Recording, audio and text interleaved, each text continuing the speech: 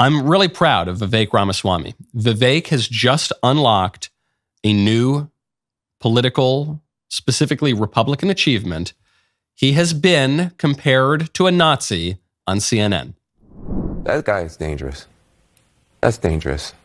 When those people were saying Jews will not replace us, Jews will not replace us, that slogan sits on top of a very sick and twisted view that if you bring enough people of color here, we are so deficient, we are so stupid, we are so unwanted that we will be zombies to fill out the ranks for some Democratic Party agenda that Jewish people are manipulating and driving forward. That leads to violence. That puts at risk Jewish people. That puts at risk people of color. It is wrong. And the smug, condescending way that he just spews this poison out is very, very dangerous because he won't stop Trump, but he's going to outlive Trump by about 50 years. And you're watching the rise of an American demagogue that is a very, very despicable person. Yeah. And I was shaking listening to him talk because a lot of people don't know that is one step away from Nazi propaganda coming out of his mouth. That's it. That's what he was doing. If you listened really carefully, not if you listened to the words that Vivek said, which were totally unobjectionable, but if you listen really carefully to like the dog whistle pitches in between all the notes and the words, then what he actually said sounded a lot like, Ich bin ein bereiter Geist. No, I don't think so. Did you hear any Nazi propaganda from Vivek Ramaswamy? What Vivek said was, there's a program of mass migration coming into this country that the libs want because it displaces Americans and it gives them an advantage. And he says they call it a conspiracy theory. They call it a great replacement, but it's the explicit, totally open program of the Democrat Party to take away the borders and flood the country with foreigners because it gives them an electoral advantage. That's what he said. And then Van Jones hears that completely unobjectionable, obviously true statement. He says, and you know what he's implying here? What he's implying is that the Jews are the most rotten, evil people on earth and ought to be rounded up and sent to get camps. Wait, what? When did Vivek mention the Jews? Huh? Well, secretly, that's what he was implying. And he's a demagogue, and good grief, man. Good on him. Good on him. If I were Vivek, I wouldn't be offended by that at all. You are not a serious mainstream conservative until CNN calls you a Nazi. You're not. If CNN is not calling you a Nazi, then you might as well sign up with the Democrat Party. To be called a Nazi by the mainstream left is the barrier to entry for conservative politics. They start to call you a Nazi if you gently advocate that we just cut taxes a little bit, okay? The barrier to entry is not that high, and Vivek has passed it. So the guy's got a lot of achievements in his life, okay? He's a self-made man. He's a graduate of Yale Law School. He started a very successful company. He sold it for something like $1 billion. He is a best-selling author. He is a presidential candidate who went from no name recognition to being one of the top guys in the race. And now the top achievement is the liars at CNN call him a Nazi. Good job. Right now, go to stpaulcenter.com/Michael. I recently had my friend Dr. Scott Hahn on the show. He's the founder of the St. Paul Center, which is one of the fastest growing Catholic organizations in the world. The St. Paul Center's mission is to give you the tools you need to know, to love Scripture better, to become more confident in your faith, and most importantly, to grow closer to Christ himself. In order to achieve this, the St. Paul Center founded a new digital learning platform called Emmaus Academy. Emmaus Academy features over 20 video courses, book studies, and original series, giving you the ability to learn from world-class theologians such as Dr. Scott Hahn and Dr. John Bergsma, as if you were right there with them in the classroom. I absolutely love everything they put out. They're a great place to start your exploration of your faith. Their 12-session study by Dr. Scott Hahn is incredible. He traces the meaning of holiness from its origins in Scripture to its appearance in our own lives today. This study will help you experience the transformative power of God's holiness, start learning more about church history, how to interpret the Bible, the basics of Christian prayer, and more. stpaulcenter.com/Michael. Head on over there. You can begin exploring Emmaus Academy. Memberships are only $25 per month, but you can sign up today for a 2-week free trial right now. Imagine what could be possible if we were all to fortify ourselves with a deeper understanding of Scripture and our faith. Do not miss this opportunity to sign up today to begin your journey with Emmaus Academy. Right now, head on over to hillsdale.edu/Knowles. Are you a few years or decades out of school and wondering, what the heck did I even learn? And what was the point? You might even be thinking, I don't have time to learn something new. Well, if that's you, you're not alone and it's not too late. Hillsdale College is offering more than 40 free online courses.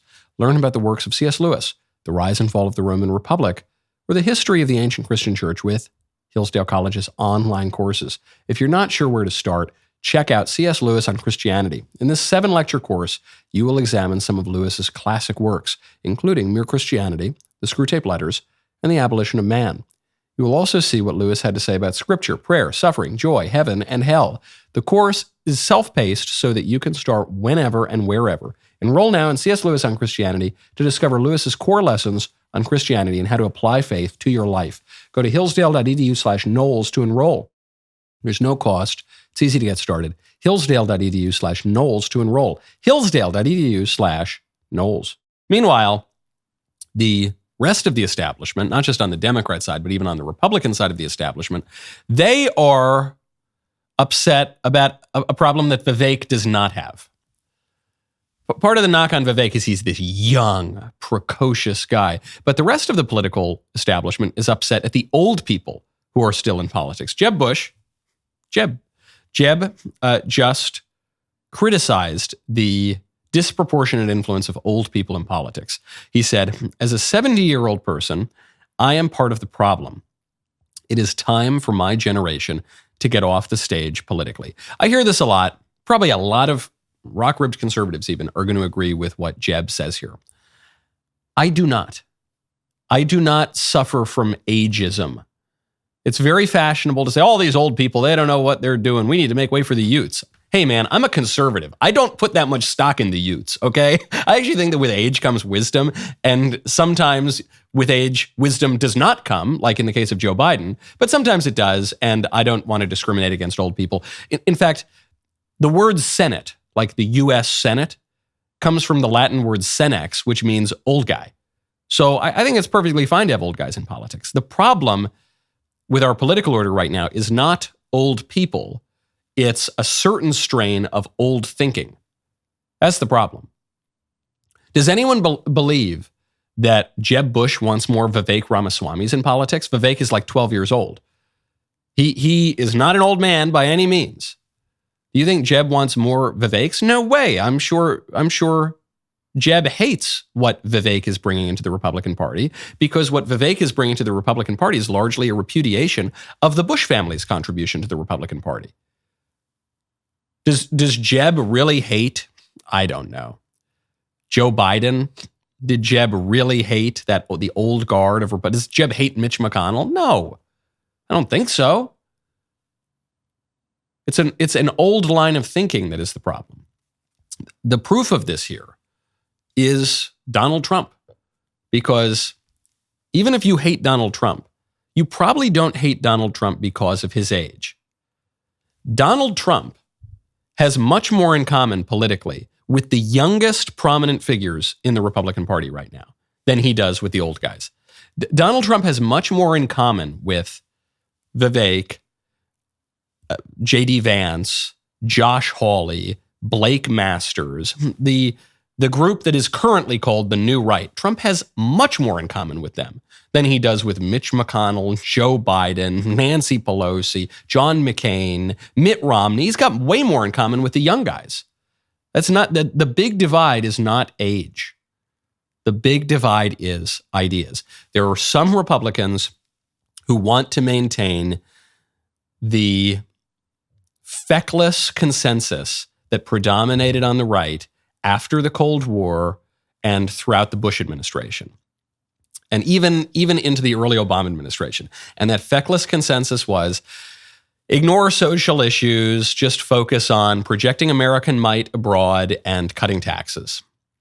That was the consensus. I mean, it was articulated, in fact, by George H.W. Bush just after the Cold War. There was a big debate in the Republican Party. It was George H.W. Bush versus Pat Buchanan. George H.W. Bush said, when we won the Cold War, now we have to win the peace, and we've only got to focus on expanding our economic might, to the exclusion basically of every other question. And Pat Buchanan said, we're fighting a culture war. He gave a very famous speech called the Culture War speech at the 1992 Republican National Convention. And Bush won and Buchanan lost, and the Bush view predominated for 26 years. And you saw it throughout the Clinton administration and the Bush administration. It was the two were not all that different. You saw it into the early Tea Party, even just focus on cutting taxes, shrinking government, forget the cultural issues. The leaders of the Tea Party, especially the political leaders of the Tea Party, I'm thinking of Paul Ryan, I'm thinking of the young guns, so-called in Congress. The grassroots of the Tea Party was much more cultural, but the political leadership at the top focused almost exclusively on economic issues, and it didn't work, okay? And then Trump comes around and he brings back the Buchanan view. Is Jeb Bush really concerned about age, or is he concerned about something a little bit deeper? Man, what a great clip that was, huh? Now, hey, whoa, subscribe, ring that bell. We'll see you next time.